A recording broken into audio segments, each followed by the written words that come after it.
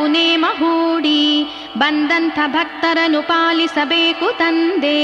ಅಯ್ಯಪ್ಪ ಸ್ವಾಮಿ ಶರಣಂ ಬೆಳಗಾಯಿತೇಳು.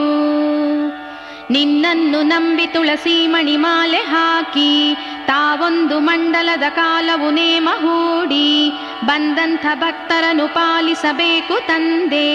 ಅಯ್ಯಪ್ಪ ಸ್ವಾಮಿ ಶರಣಂ ಬೆಳಗಾಯಿತೇಳು.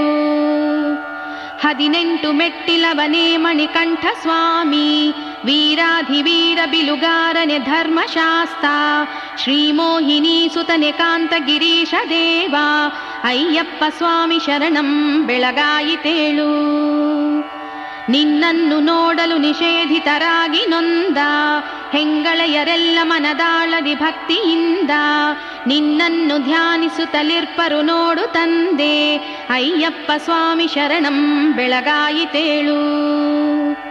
ನಿನ್ನ